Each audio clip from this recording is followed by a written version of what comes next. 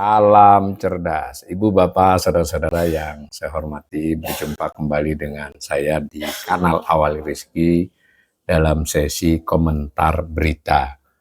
Berita yang mau saya soroti kali ini terkait dengan pertemuan antara Menteri ARA dengan Ketua Dewan Komisioner OJK dan Gubernur Bank Indonesia.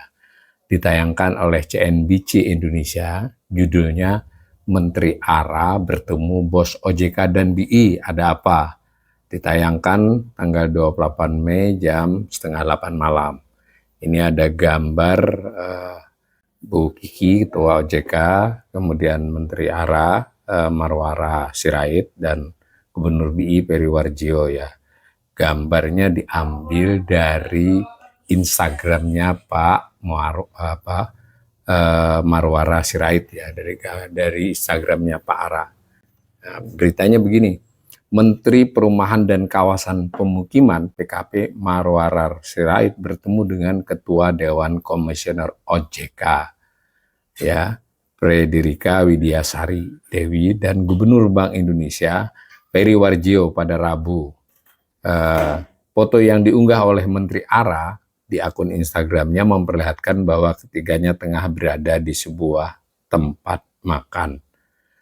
Kalimat di Instagramnya, Bapak Gubernur Bank Indonesia dan Ibu Ketua Otoritas Jasa Keuangan, terima kasih dukungannya untuk perumahan rakyat, kata pria yang akrab disapa ARA itu dalam unggahannya dikutip Kamis ya. Nah, ia tidak menjelaskan lebih lanjut apa isi dari pertemuan tersebut. Saya komentari dulu sampai sini ya, bahwa ini menurut saya ya kontroversial ya. Jadi menurut perundang-undangan gitu bahwa Bank Indonesia dan Otoritas Jasa Keuangan itu bersifat independen ya.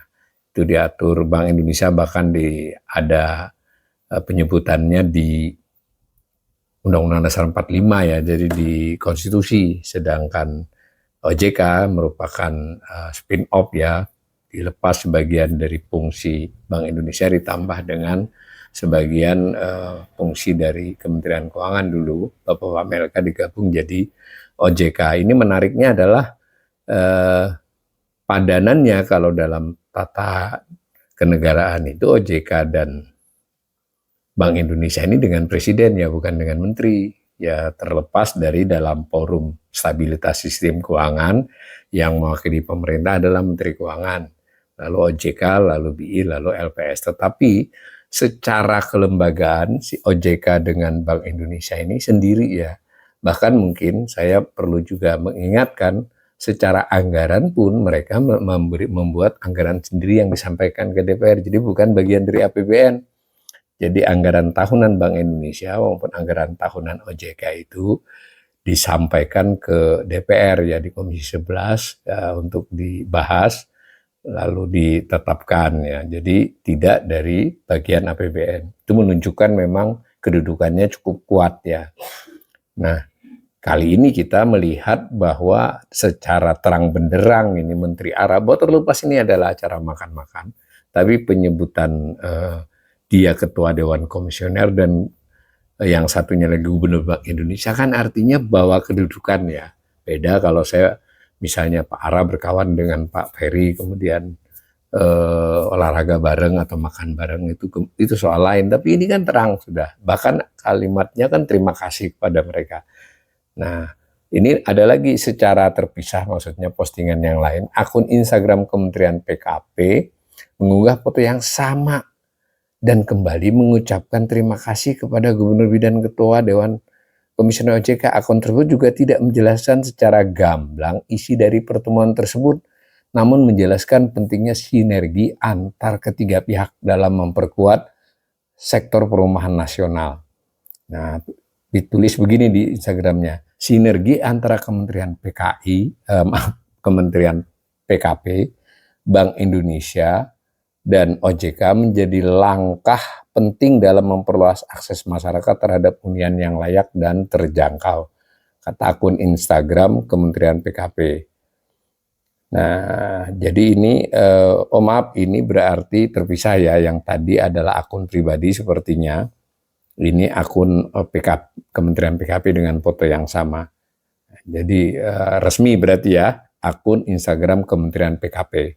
Disebutkan berbagai kebijakan dan dukungan yang telah diberikan, mulai dari menjaga stabilitas sektor keuangan, mendorong likuiditas pembiayaan perumahan, memperkuat ekosistem kredit kepemilikan rumah KPR, hingga mendukung pengembangan pembiayaan perumahan berkelanjutan, telah memberikan kontribusi besar bagi percepatan pembangunan perumahan rakyat. Kementerian PKP menyebut dukungan Bank Indonesia melalui kebijakan makroprudensial yang pro perumahan, termasuk insentif likuiditas bagi perbankan yang menyalurkan kredit ke sektor perumahan, turut memperkuat pembiayaan rumah bagi masyarakat. Sementara itu, Kementerian PKP menyebut OJK terus mendorong industri jasa keuangan untuk meningkatkan akses pembiayaan perumahan, memperkuat perlindungan konsumen, serta memperluas inklusi keuangan bagi masyarakat berpenghasilan rendah. Saya komentari sedikit ya. Jadi ini benar, memang keterangan dari Pak Ara ini benar. Bank Indonesia memang sudah mengeluarkan kebijakan yang terkait makroprudensial ya. Jadi makroprudensial itu kebijakan antara lain misalnya untuk penyaluran kredit kepada sektor tertentu, maka diberikan relaksasi untuk giro wajib minimumnya atau apapun bentuk instrumen yang sifatnya mendorong ya. Lalu OJK itu misalnya perlindungan konsumen, memperluas inklusi keuangan. Ya, inklusi artinya layanan jasa keuangan itu mencakup yang lebih luas ya. Jadi yang berpenghasilan rendah pun dapat dilayani oleh layanan keuangan. OJK memang begitu. Tetapi saya sangat menggarisbawahi ya bahwa ini tidak lazim ya level seorang menteri ya, dan ini formal meskipun pertemuannya di rumah makan, tetapi diunggah kan dan disebut jabatannya, bahkan diunggah ke situs ke Instagram menteri ya. Ya ini memberi isyarat apa terhadap pasar gitu ya. Kan salah satu yang sedang disoroti oleh banyak pihak itu adalah independensi Bank Indonesia. Begitu juga independensi OJK ya.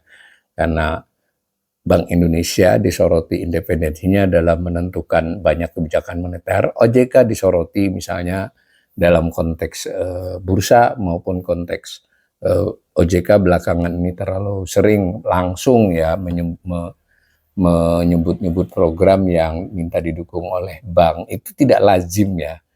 Jadi karena mereka bukan menteri ya, dan dalam secara dinamika ekonomi pun jangkauan kebijakan moneter itu lebih luas. Kalau begini sebetulnya kita jadi pertanyaan, kenapa menteri-menteri lain tidak berkoordinasi dengan kedua belah pihak ini juga? Kan sama, tidak hanya Kementerian Perumahan yang butuh ya. Nah, kalau itu dilakukan, saya tidak bisa membayangkan bagaimana BI dan OJK mau mengambil keputusan terhadap fungsi utama dia gitu ya. Dalam rangka BI itu ada soal moneter, terutama meskipun ada makroprudensialnya ada dalam hal perbankan. Nah, si OJK harus waspada terhadap pengawasan, pengaturan, penindakan dan sebagainya terkait mikroprudensial, mikrobanking maupun di pasar modal. Nah, saya terus terang sebagai ekonom sedikit mempertanyakan ini. Ini menurut saya akan memberikan sinyal kurang baik ya kepada pelaku pasar. Oh begini ya. Dan jangan lupa salah satu masalah kita adalah transparansi ya. Dan ini tidak disebutkan apa saja. Saya baca lagi. Seperti diketahui Kementerian PKP tengah menggodok sejumlah program sektor perumahan. Salah satunya yaitu perpanjangan tenor KPR menjadi 40 tahun. Menurut Ara, tenor KPR bisa diperpanjang hingga 40 tahun untuk memudahkan masyarakat, terutama masyarakat berpenghasilan rendah saat mengambil rumah bersubsidi. Kita tidak mempermasalahkan ini ya. Ini memang kebijakan yang bisa kita apresiasi jika bisa dilaksanakan dengan baik oleh Menteri Ara ya.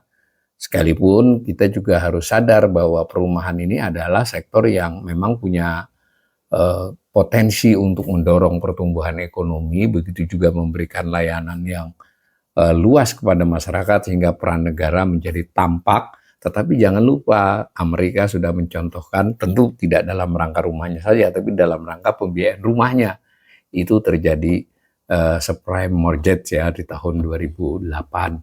Jadi runtuh itu pasar KPR-nya lah.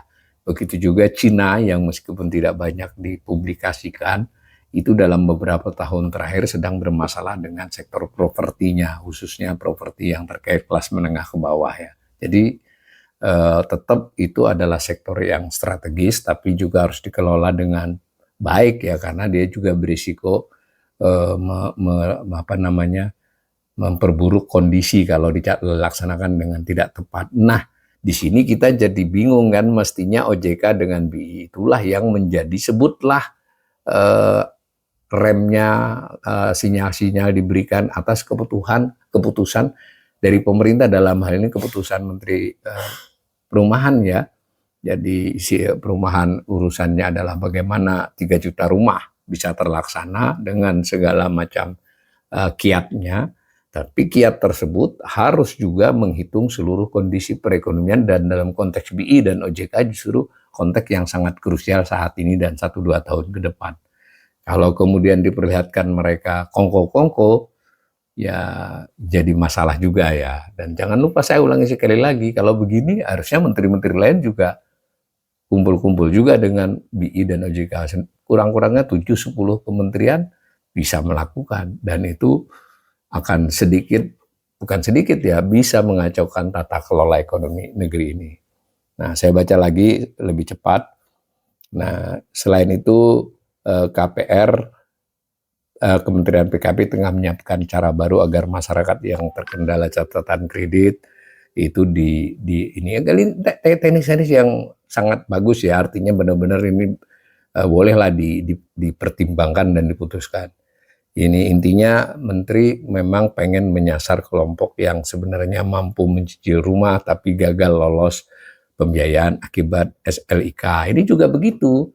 Ya, SLIK memang sekarang ini jadi masalah, tetapi kalau dia diintervensi untuk agar Bank Indonesia atau OJK melakukan perubahan dalam SLIK, itu juga tidak tepat ya, dan seterusnya.